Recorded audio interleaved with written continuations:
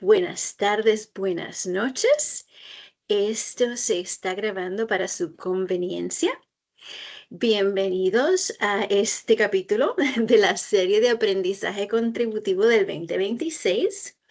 Hoy día vamos a hablar de los pagos de impacto económico, de los estímulos del COVID-19, porque, aunque parezca sorpresa, hay una nueva oportunidad para reclamarlos si usted no los recibió. Esto es un servicio de la Organización de Servicios Legales del Norte de Virginia, Legal Services of Northern Virginia, en específico de su clínica de contribuciones de impuestos para personas de bajos y medianos recursos. Bien, vamos a remontarnos, ¿verdad? Un poquito en la historia del COVID. Como recordarán, el primer caso de COVID-19 en los Estados Unidos se confirmó el 20 de enero del 2020. Luego de eso, el gobierno federal se dio cuenta que al haber cierres de escuelas y de trabajos, se impedía, ¿verdad?, el flujo económico de la población. Para ayudarnos a todos a poder sobrevivir durante ese tiempo, se aprobaron 3 paquetes legislativos que incluían ciertos pagos. Estos pagos se llamaban pagos de impacto económico, pero mucha gente los llama los estímulos del COVID. El primer pago de impacto económico se aprobó en marzo del 2020. Dichos pagos proporcionaban hasta $1,200 a contribuyentes elegibles, y eso tenía su definición, y $500 por hijo o hija calificado menor de 17 años. Cuando digo hasta, me refiero a que dependiendo a sus ingresos, podía usted recibir completamente la cantidad de 1,200 o recibir un poquito menos o nada. El segundo pago de impacto económico fue aprobado en diciembre del 2020 y luego saldrían esos cheques que saldrían quizás a finales de diciembre, principios del 2021.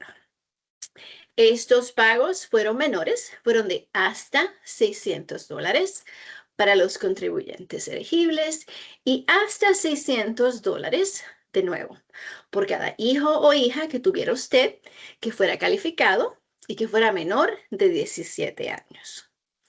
El tercer y último pago de impacto económico fue aprobado en marzo del 2021.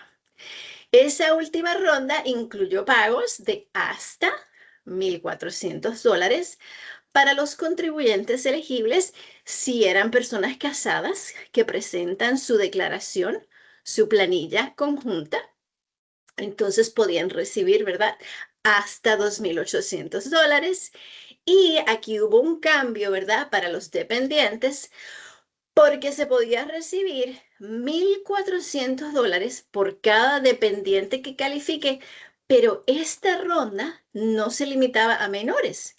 Podemos tener dependientes que sean adultos, ya sea porque están discapacitados o simplemente porque son personas que son nuestros padres, nuestros mayores, ¿verdad? Y nosotros los estamos ayudando y manteniendo.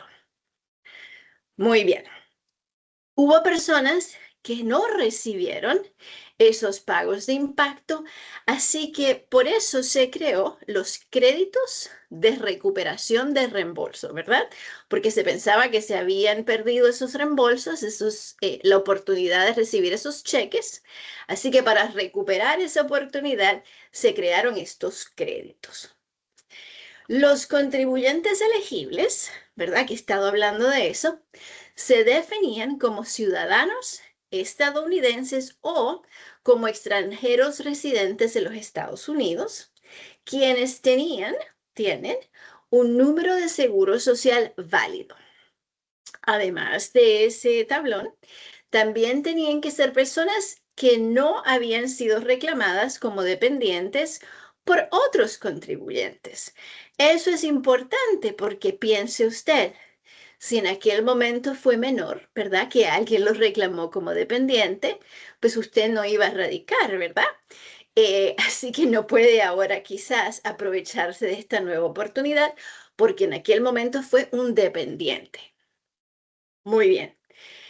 Además, el último reglón para calificar como contribuyente elegible es que usted debe haber tenido un ingreso bruto ajustado menor de ciertas cantidades, inferior a ciertas cantidades. Si usted radica como persona soltera, entonces ese ingreso tiene que haber sido inferior a $75,000. Si usted es una persona soltera, ¿verdad? Pero es jefe de familia, tiene dependientes, ciertos menores, por ejemplo, ¿verdad? Que dependen de usted. Entonces, esa cantidad de ingreso tiene que ser inferior a $112,500. Y para las personas que son casadas, que radican conjuntamente, el ingreso total, ¿verdad? De la pareja tiene que ser $150,000 menos, inferior a los 150,000. Bien, cuando se crearon esos créditos, ¿verdad? De reembolso, esa oportunidad de recuperar lo que no se había podido recibir, se le impuso una fecha límite. Los créditos establecieron que el plazo para presentar una declaración, la planilla de impuestos, y así a través de la planilla reclamar los créditos de reembolso por recuperación era de 3 años. Esto es muy común en las leyes. Hay muchas leyes que están vigentes, pero tienen una fecha donde expiran. Pues aquí se creó esos 3 años. En el momento se dijo que se iba a utilizar la fecha que hubiera sido la fecha límite para presentar esa declaración de impuestos, esa planilla contributiva. Para el año fiscal 2020 hubo una fecha límite especial. Siempre pensamos en el 15 de abril, ¿verdad? Como que el día que tiene que radicar la planilla. Pero como estábamos en medio de la pandemia de COVID, se extendió esa fecha y la fecha límite para radicar el 2020 fue el 17 de mayo del 2021. Pues bajo esa legislación de los créditos de reembolso, se le añade 3 años a la fecha del 17 de mayo 2021 y usted hubiera tenido hasta el 17 de mayo del 2024 para radicar, para presentar y así reclamar. Para el 2021, la fecha volvió a ser el 15 de abril. El 15 de abril del 2022 había que haberse radicado la planilla, la declaración del año anterior. A esa fecha se le añaden 3 años, lo que significa que bajo la legislación usted tenía hasta el 15 de abril del 2022 para radicar, para enmendar y así reclamar esos créditos. Pero han habido ciertos desarrollos. El desarrollo legal importante que le quiero informar hoy es que los tribunales federales han dictaminado que hay una excepción a estos plazos, que esas fechas que se dicen fueron límites no aplicaban. Y así que se podría otorgar tiempo adicional para que usted, que no recibió esos estímulos originales, para que usted, que no recibió los créditos que se aprobaron luego, radique su planilla, radique su declaración y reclame sus derechos. Bien, vamos a entender. Como sabemos, ¿verdad? Debemos recordar que la pandemia del COVID-19 fue un desastre declarado a nivel federal. Obviamente fue una enfermedad que afligió a todos, pero en términos legales fue un desastre federal declarado.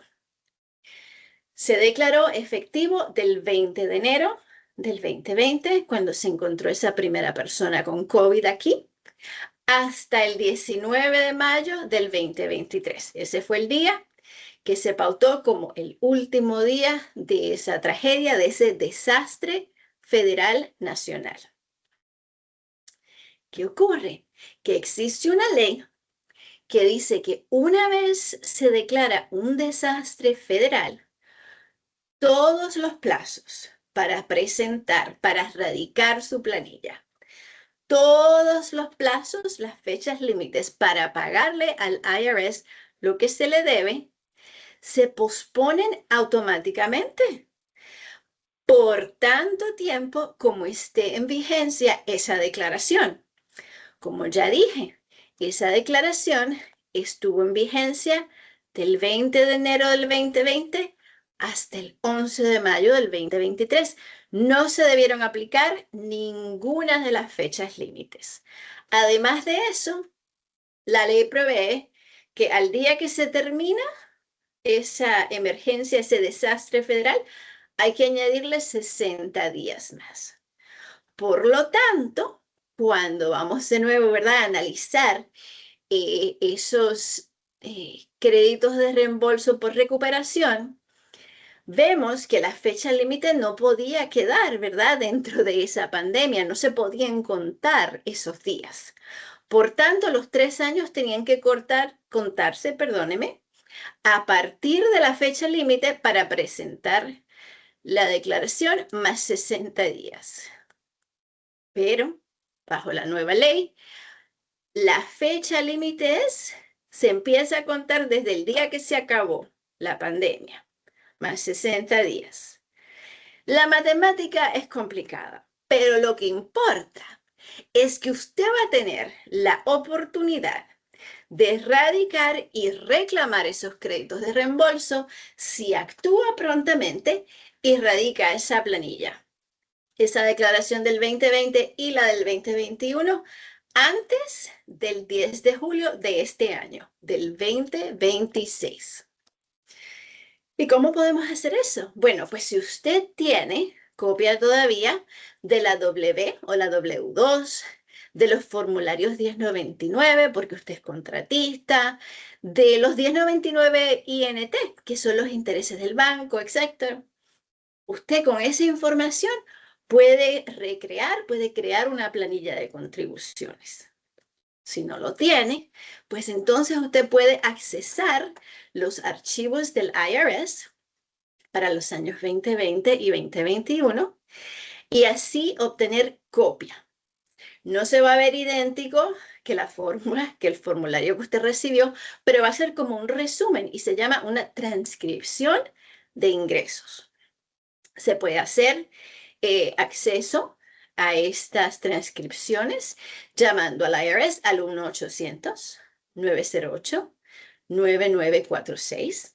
Cuando usted llame, le indican si quiere hablar en inglés, si quiere hablar en español o oprimir distintos números. Este proceso por teléfono, ¿verdad?, podría tardarse. Así que si no quiere arriesgarse a que se postergue, ¿verdad?, su oportunidad, usted puede solicitarlas en línea. Puede hacerlo a través de una página especial que tiene el IRS o puede hacerlo a través de su perfil en el IRS. Vamos a discutir esas alternativas. Primero, hay una página, y aquí está, que está traducida al español. Eso estoy muy agradecida que les puedo enseñar esa página. No todas las páginas del IRS se traducen al español, pero esta sí. Entonces, usted va a la página que se llama Obtenga una transcripción, pero de nuevo por correo, ¿verdad? Bien, esto se procesa enseguida, así que quizás pues sale más rápido que cuando lo está procesando un humano. De todas formas, pone su número de seguro social, su fecha de nacimiento, su dirección, su información personal y entonces el sistema lo agiliza un poquito más, lo procesa y se lo envía, pero de nuevo es por correo. Así que quizás usted debe seguir mi consejo y entrar a su perfil del IRS o crear un perfil del IRS si no lo tiene y descargar esas transcripciones. Vamos a ir paso por paso. Si usted no tiene una cuenta, ¿cómo la puede abrir? Empiece, por favor, en un sitio cibernético, ¿verdad? En una página que sea de confianza. No vamos a darle nuestra información a terceros. No vaya a través de otra compañía porque quizás le pueden cobrar por hacer su perfil. Esto es gratis. Podría ser simplemente una página fraudulenta que le quiere robar su identidad. Así que vamos a evitar perder dinero, perder el tiempo y la identidad. Vaya usted a la página del IRS, irs.gov. Como puede ver, esto también está en español. Y entonces cuando le hace, ¿verdad? El inclinado ES, eso ya le dice a la página que tiene que ir traduciendo. Inclinado Payments, que es en inglés. Inclinado Online Account for Individuals. Y como ve aquí, hay un guión entre cada una de las palabras Online Account for Individuals. Nada, usted va a entrar a esa página, va a ver algo muy parecido a lo que yo le estoy enseñando. Va a tener, ¿verdad?, que crear su cuenta usando su correo electrónico. Si no tiene eso, pues tiene que crearlo. No es el momento para yo enseñarle cómo crear una dirección electrónica, pero tiene que tenerla. Usted va a escoger su contraseña y entonces tiene que tener, ¿verdad?, acceso a la computadora. Si me está viendo hoy, entiendo que tiene acceso a algún tipo de enser, de mecanismo para accesar el Internet. Tiene que tener ese acceso, tiene que tener cámara. ¿Por qué?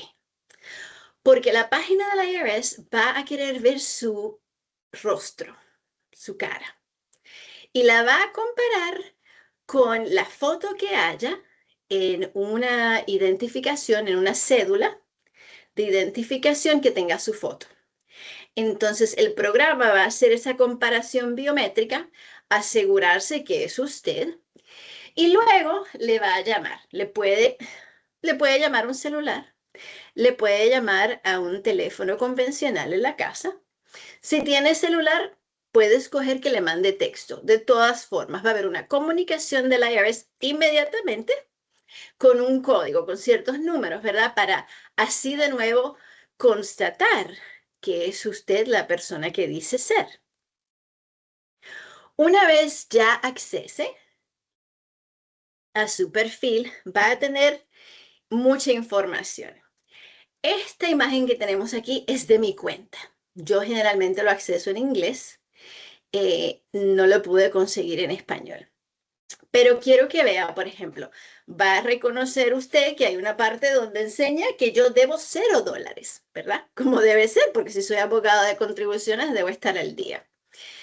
Pero cuando usted está en esa página, usted puede accesar, por ejemplo, un plan de pago. Si tiene un plan de pago porque debe por otros años, puede pagar a través de este portal. A la derecha va a haber una columna sobre su estado de cuenta y sobre los registros que tiene el IRS de sus transacciones. Dependiendo, ¿verdad?, de cómo se traduzca, puede que se diga ver los registros tributarios, contributivos, fiscales, de impuestos. Como ustedes saben, somos muchos países, todos hablamos español, pero decimos cosas, ¿verdad?, diferentes. Hay muchos sinónimos para lo mismo.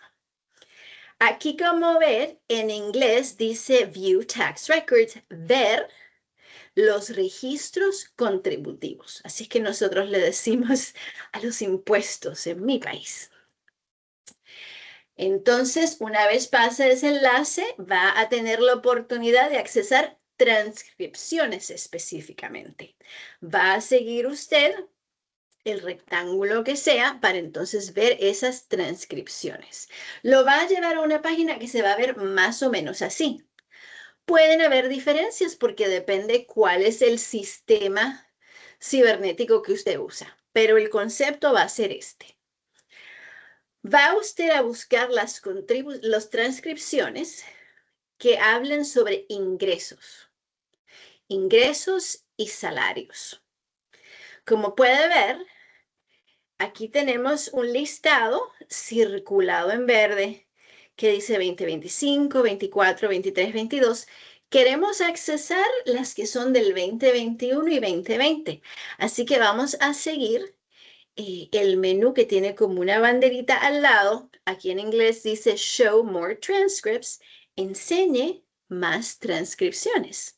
Podría decir accese más transcripciones, pero usted entonces va a seguir ese enlace. Cuando usted accese esas transcripciones de salarios e ingresos, como le dije, va a tener reflejada la información de la W2, W2, de la 1099. Eso se va a usar para crear quizás una enmienda o quizás una planilla original, una declaración original. Yo les recomiendo que además de accesar y descargar esas transcripciones, accese y descargue las transcripciones de su cuenta, Account Transcripts. Eso es importante porque ese tipo de transcripciones hace un resumen de sus transacciones. Por ejemplo, en general todas ellas comienzan con la fecha en que usted radicó su planilla. Si no radicó, quizás comience con otra información. Pero en general, la fecha en que radicó, la fecha en que se procesó y va a tener una columna con fecha, una columna que le explica qué ocurrió en esa fecha y si hay un cambio que afecte el dinero, el estatus fiscal, ¿verdad?, de su cuenta, se va a reflejar en una tercera columna.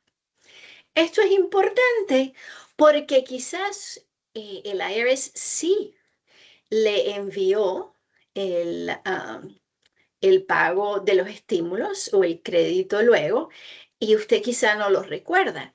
Así lo puede constatar. Pero si no se lo envió, pues también es evidencia, porque si no aparece en la transcripción que creó y controla el IRS, entonces eso es evidencia de que usted no lo ha recibido y que tiene razón para reclamarlo. Como le dije, las transcripciones de sus ingresos se van a usar para crear su planilla de contribuciones federales. Si usted vive en Virginia, tiene una dirección específica asignada para enviarlas. Va a enviar esto al Departamento del Tesoro, Department of the Treasury, al Servicio de Rentas Internas, Internal Revenue Service, en Kansas City, Missouri.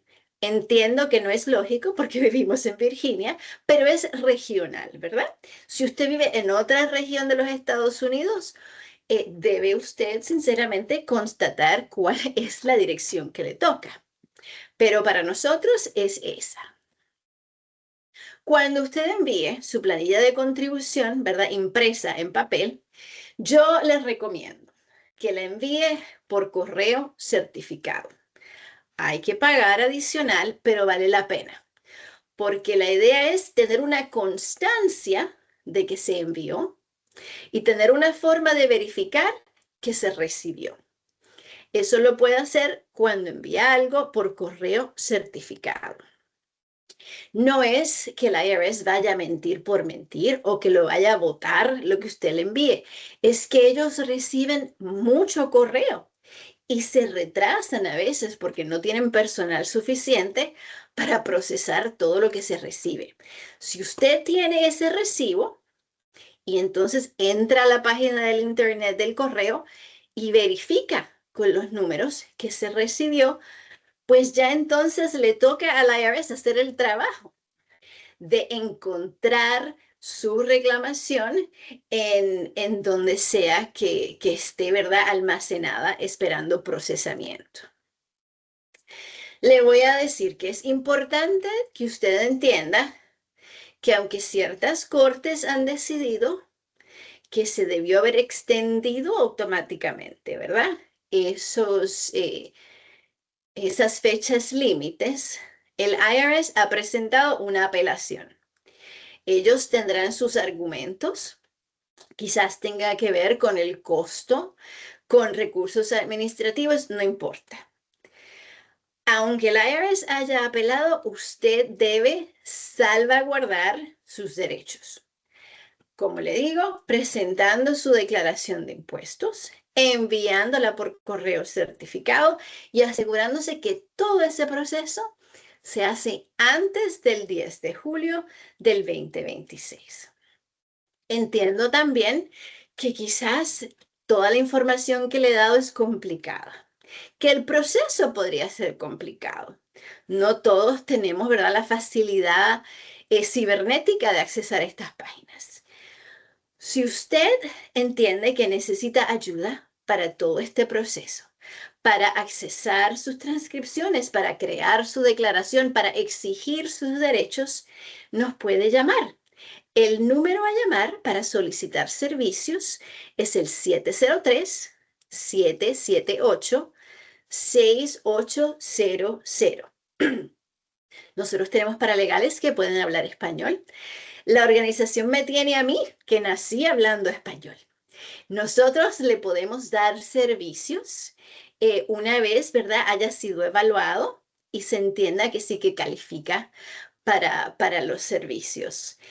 Voy a dejar de compartir, ¿verdad?, la presentación y le voy a dar muchas gracias a todos por el tiempo hoy, escuchándome y muchas gracias por su atención. Buenas.